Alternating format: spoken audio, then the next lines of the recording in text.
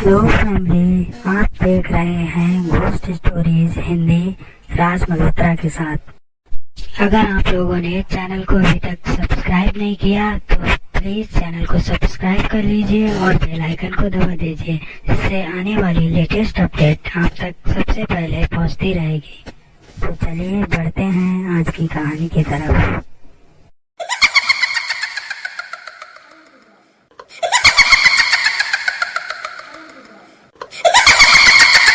उस रात बस में सफर करते वक्त सब ठीक ही चल रहा था।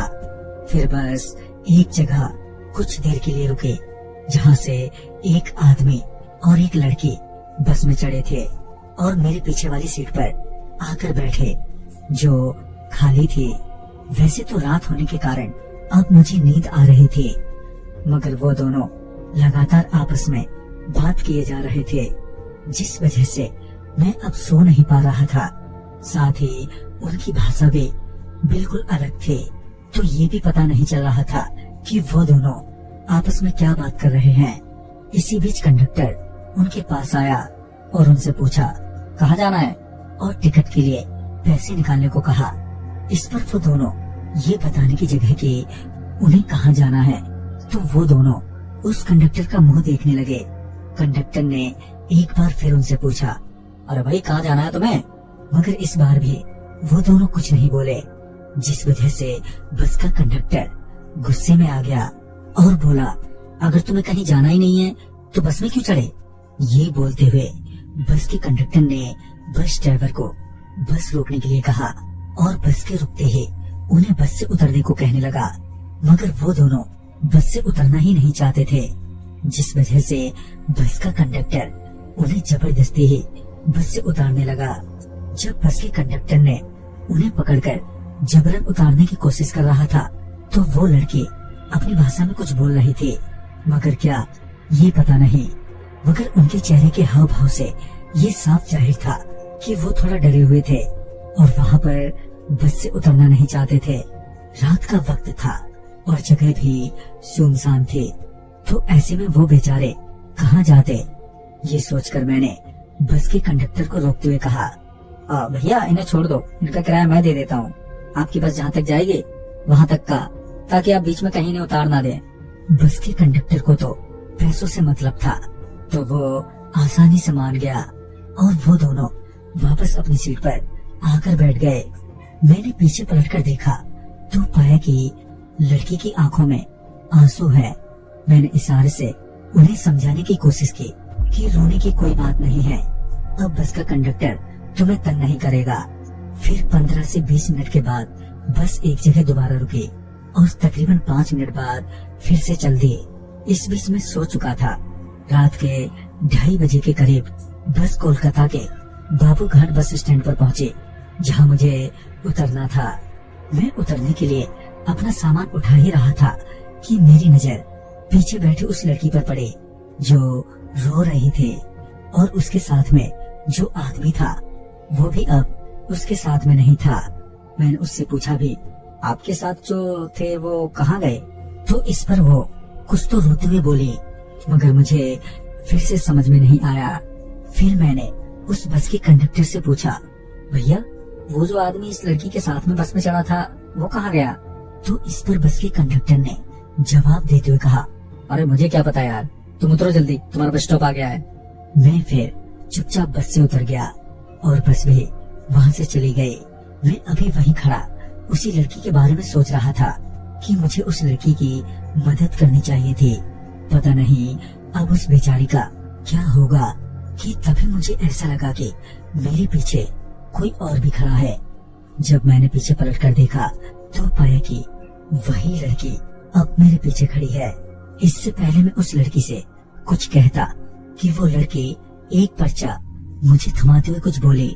उसकी बात तो मेरे पल्ले नहीं पड़ रही थी, मगर जब मैंने उस पर्चे को देखा तो वो किसी तरह का नक्शा यानी कि मैप था। फिर वो लड़की मैप में एक जगह की ओर इशारा करते हुए बताने की कोशिश कर रही थी कि उसे वहाँ जाना है।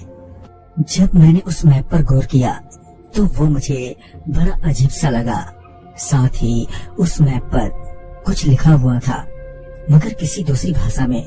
जो कि मुझे नहीं आती थी। साथ ही वो लड़की लगातार उस मैप में एक तिकोने के निशान की ओर इशारों में मुझे ये बता रही थी कि उसे वहाँ पर जाना है।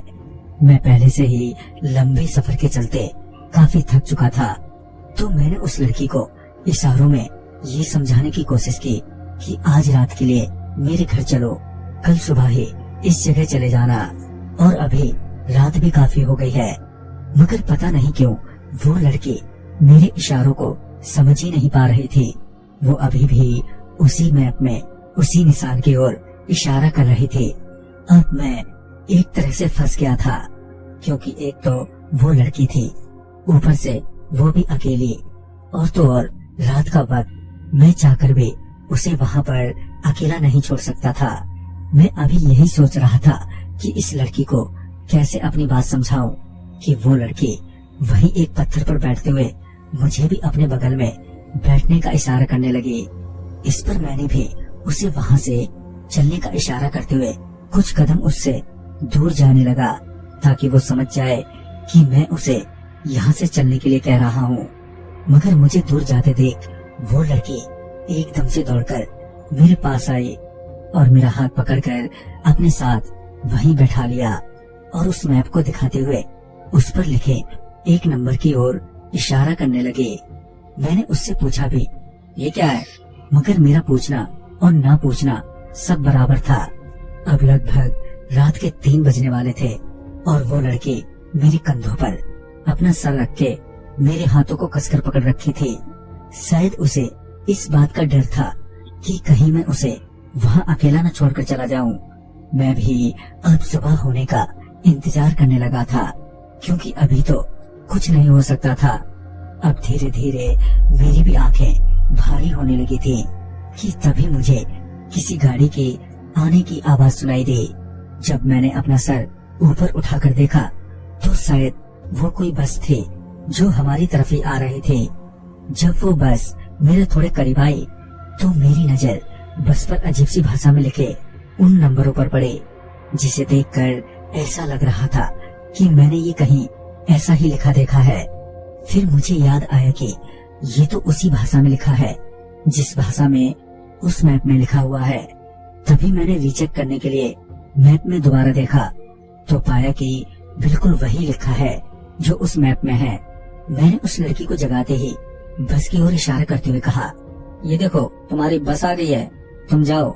वो भी उस बस को देखकर एकदम से खुश हो गई और तुरंत ही मेरा हाथ पकड़कर अपने साथ बस में ले जाने लगी। मैंने अपना हाथ उससे छुड़ाते हुए कहा, देखिए मैं तुम्हारे साथ नहीं आ सकता, तुम जाओ अपने घर।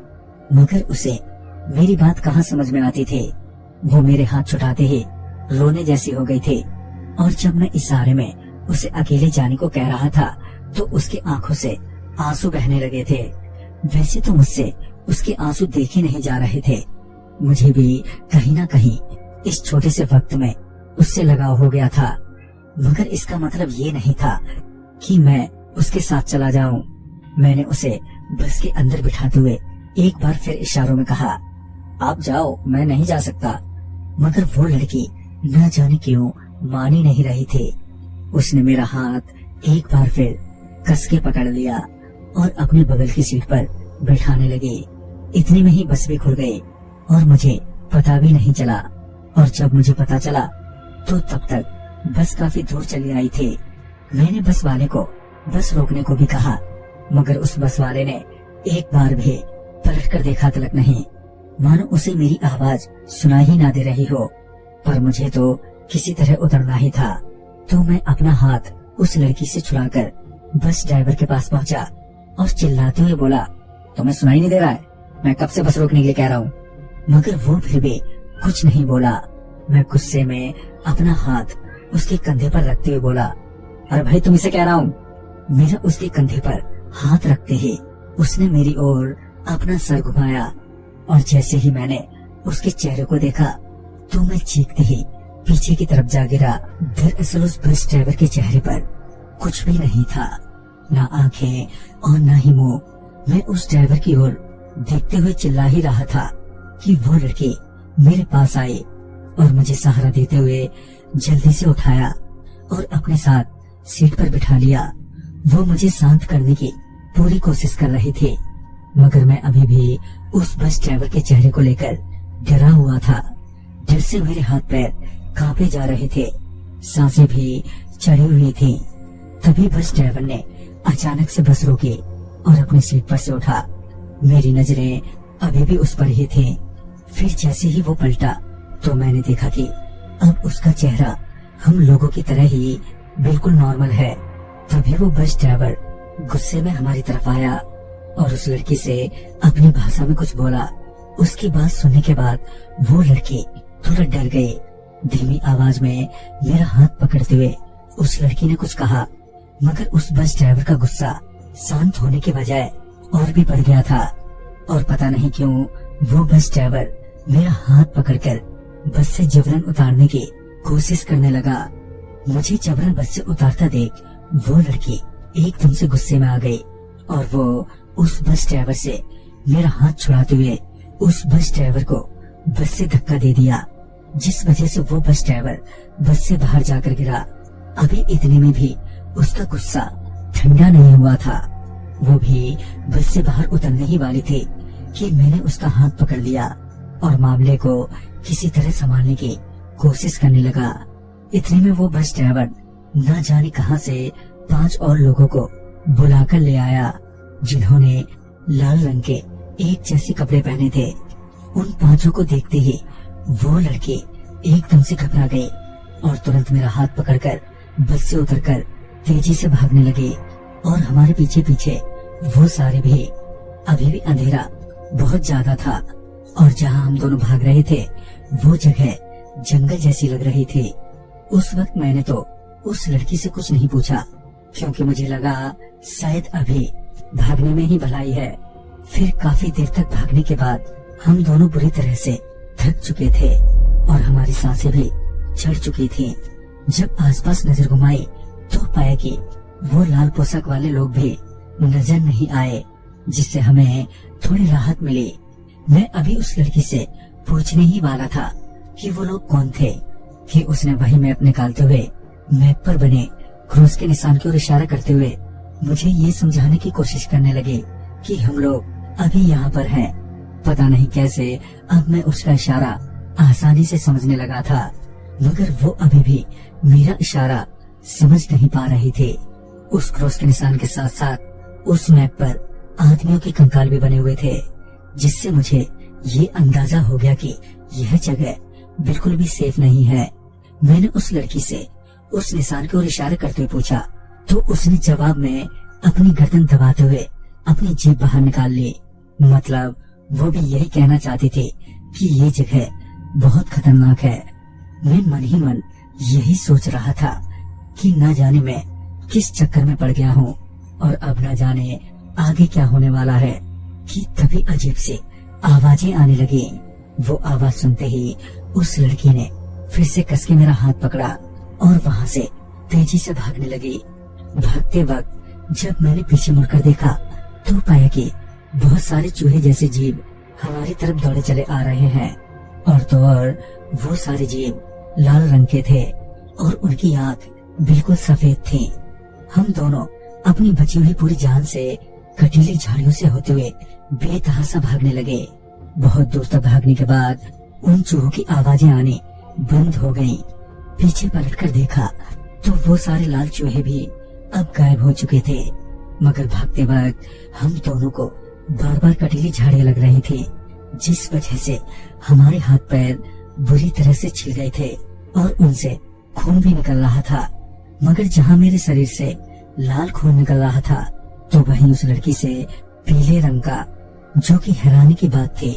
अब उस लड़की की भाषा की तरह वो लड़की भी मुझे रहस्यमय लगने लगी थी। अब मेरे मन में उस लड़की को लेकर बहुत सारे सवाल थे, मगर उस वक्त उन सवालों के जवाब से ज्यादा जरूरी था वहाँ से सही सलामत वापस घर लौटना। साथ ही लगातार भागने के कारण मैं बहुत थक चुका था। शरीर से बहता खून रुकने का नाम ही नहीं ले रहा था। अब दर्द बर्दाश्त से बाहर होने लगा था, जिसका एहसास उस लड़की को भी था। हालांकि वो भी मेरे जितना जख्मी थी, मगर मेरे जितना परेशान नहीं लग रही थी। शायद वो जानते थे कि आगे क्या करना है। मुझे चक्कर के साथ साथ बेहोशी होने लगी थी और देखते ही देखते मेरी आंख बंद हो गई। जब मेरी आंख खुली तो मैं किसी झोंपड़े में था और मेरी चोटों पर किसी तरह का लेप लगा था, मगर मेरे आसपास उस वक्त कोई मौजूद नहीं था। मुझे लगा शायद ये उसी लड़की का घर है। मेरे लिए तो अच्छा ही था कि वो लड़की अपने घर पहुंच चुकी थी और अब मैं अपने घर लौट सकता था। तभी मुझे किसी की आने की आहट सुनाई दी। मुझे लगा कि वही लड़की आ रही है, मगर जब मैंने दरवाजे की ओर देखा तो पाया कि वही 5 लोग जिन्हें बस ड्राइवर ने बुलाया था वही अंदर आ गए और मेरे सामने खड़े हो गए। फिर उन्होंने आपस में कुछ बात की। उसके बाद उनमें से 2 लोगों ने मुझे बिस्तर से उठाया और झोंपड़ी के बाहर ले आए जहाँ पर एक बस खड़ी थी। उन्होंने मुझे उस बस में बिठाया और मेरी आंखों पर पट्टी बांध दी। डर के मारे मेरे मुंह से अब तक कुछ भी नहीं निकल रहा था, मगर जब मेरी आंखों पर पट्टी बांधी गई तो मैं कुछ ज्यादा ही डर गया था, जिसके कारण मैं चीखने चिल्लाने लगा और उनसे हाथापाई करने लगा, जिसके चलते उन लोगों ने अब मेरे हाथ पैर भी बांध दिए थे और बस के पीछे वाली सीट पर लेटा दिया। थोड़ी ही देर में बस स्टार्ट हो गई। मैं मन ही मन ये सोच रहा था कि ना जाने अब मैं जिंदा बचूंगा कि नहीं, ना जाने ये लोग मुझे कहाँ ले जा रहे हैं और क्या करने वाले हैं। काफी देर बाद बस एक जगह रुकी और उन लोगों ने मेरे हाथ पैर खोल दिए। उसके बाद उन लोगों ने मुझे बस से नीचे उतारा और बस से उतारते ही मेरे सर पर किसी चीज से जोर से मारा, जिस वजह से मैं थोड़ी देर अपना सर पकड़कर वहीं बैठ गया। इसी बीच मैंने बस की वहां से जाने की आवाज सुनी। मैंने जब अपनी आंख से पट्टी हटाकर देखा तो पाया कि बस जा चुकी है और मैं बाबू घाट बस स्टैंड पर खड़ा हूँ। मैं अपने आप को बाबू घाट पर देखकर बहुत खुश हुआ, मगर कहीं न कहीं मुझे उस लड़की को लेकर फिक्र भी थी। घर पहुँचने के बाद मैं सारी रात बस उसी लड़की के बारे में सोचता रहा। बार बार उसका मासूम सा चेहरा मेरे सामने आ जाता था। अभी मेरी हल्की सी आंख लगी ही थी कि अचानक से घर के बर्तन अपने आप ही गिरने लगे, मानो कोई उन्हें उठा उठाकर पटक रहा हो। मैं अभी ये सोच ही रहा था कि अब ये कौन सी नई मुसीबत आ गई कि तभी मुझे लगा कि मेरी जेब में कुछ है। जब मैंने अपनी जेब में हाथ डाला तो मेरी जेब में कुछ था। जब मैंने उसे बाहर निकाल कर देखा तो पाया कि मेरे हाथ में वही मैप था जो उस लड़की के पास था, मगर सवाल ये था कि वो मैप मेरी जेब में क्यों रखा गया। मैं अपने घर तो लौट आया था, मगर उस लड़की के बारे में मेरा दिमाग चाहकर भी सोचना बंद नहीं कर पा रहा था। बीते वक्त के साथ जहाँ मुझे उस लड़की को भूल जाना चाहिए था, तो वहीं उस लड़की की यादें अब बेचैनी का रूप लेने लगी थी और आखिरकार मैंने उस लड़की को वापस ढूंढने का फैसला किया। मुझे ये तो पता नहीं था कि वो लड़की मिलेगी या नहीं, मगर मुझे ये आखिरी कोशिश तो करनी ही थी। लिहाजा मैं फिर से देर रात बाबू घाट बस स्टैंड पहुंचा और ठीक वहीं जाकर खड़ा हो गया जहां पिछली बार हम दोनों खड़े थे, इस उम्मीद में कि वो बस एक बार फिर आएगी। मुझे वहां पर उस बस का वेट करते हुए अब काफी वक्त बीत चुका था, मगर वो बस अभी तक नहीं आई थी। मुझे ऐसा लगने लगा था कि शायद वो बस अब नहीं आएगी और मुझे वापस घर लौट जाना चाहिए। मगर तभी एक बस की आवाज सुनाई दी। जब उस ओर देखा तो वही बस सामने से आती दिखाई पड़ी। मैंने अपना हाथ देते हुए बस रोकने का इशारा किया। फिर कुछ आगे जाकर बस रुक गई और मैं दौड़कर बस में चढ़ गया। बस में चढ़ने के बाद सीट पर बैठे बैठे मैं यही सोच रहा था कि जाना कहाँ है कि तभी बस का कंडक्टर मेरे पास आया और कुछ बोला। उसकी बात मेरे पल्ले पड़ने से रही, मगर कंडक्टर होने के नाते वो यही पूछ रहा होगा कि जाना कहाँ है। तो मैंने वही मैप दिखाते हुए उस ट्रायंगल चिन्ह की ओर इशारा करते हुए उसे समझाने की कोशिश की कि मुझे यहाँ जाना है। वो मैप देखते ही पता नहीं उस कंडक्टर को कुछ हो गया और मुझे बिना कुछ बोले ही वापस अपनी सीट पर जाकर बैठ गया। बस अगले 20 से 30 मिनटों में एक जगह रुके जहां बस ड्राइवर समेत सभी यात्री भी उतर गए, जिससे मुझे लगा कि शायद ये बस का आखिरी स्टॉप है। तो मैं भी बस से नीचे उतर गया। बस से उतरते ही मेरी नजर बस के सामने जमा भीड़ पर पड़ी। वहां पर बहुत ज्यादा ही लोग जमा थे, जिस वजह से बस का रास्ता ब्लॉक हो रखा था। मैं किसी तरह जगह बनाते हुए भीड़ में दाखिल हुआ, ये जानने के लिए कि आखिर मामला क्या है। जब मैं भीड़ के अंदर पहुंचा तो पाया कि वहां पर किसी तरह की सजा दी जा रही है। एक आदमी को 2 लकड़ियों के बीच लिटा रखा है और उस पर बड़े बड़े पत्थर रखे जा रहे हैं। बड़ा ही डरावना था वो दृश्य। पत्थर के भार के कारण उस आदमी की आंखें फट गईं और एक गहरी चीख के साथ वो शांत हो गया। शायद मर गया था वो। तभी मेरी नजर उन 5 लोगों पर पड़ी जिन्होंने उस लड़की को पकड़ रखा था। जैसे ही मेरी नजर उस लड़की पर पड़ी, मैं चीखते हुए उसकी तरफ बढ़ा, मगर मुझे उस भीड़ ने कसकर पकड़ लिया और उस लड़की तक पहुंचने ही नहीं दिया। उन 5 लाल पोशाक वालों ने उसे भी वैसे ही 2 लकड़ियों के बीच लिटा दिया था और एक एक करके उसके ऊपर भारी भरकम पत्थर रखने लगे थे। वो दर्द से चिल्लाए जा रही थी, मगर कोई भी उसकी मदद नहीं कर रहा था और मैं चाहकर भी उसकी मदद करने में असमर्थ था। देखते ही देखते उसके ऊपर इतने पत्थर रख दिए गए कि उसकी भी आंखें फट गईं और एक जोर की चीख के साथ वो भी हमेशा के लिए शांत हो गई। उसके मरते ही सारी जमा भीड़ धीरे धीरे करके वहां से चली गई।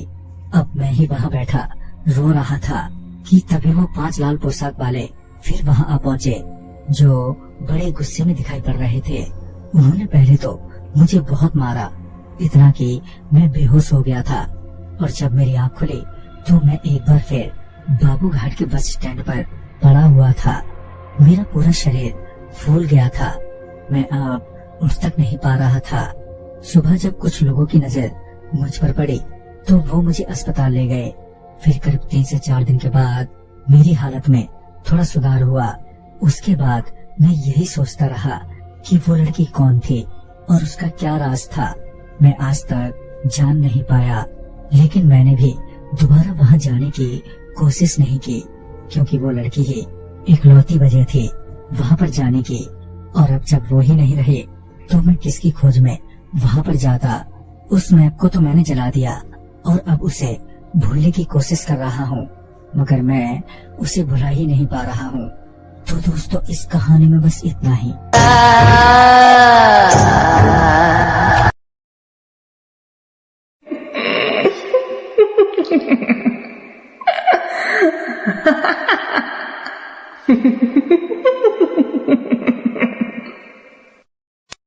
तो दोस्तों, आपको आज की कहानियाँ कैसी लगी प्लीज कमेंट करके बताइए, और नई नई अपडेट देखने के लिए प्लीज चैनल को लाइक, शेयर और सब्सक्राइब कीजिए। चैनल से जुड़े रहने के लिए और वीडियोस को देखने के लिए आप सभी लोगों का बहुत बहुत धन्यवाद।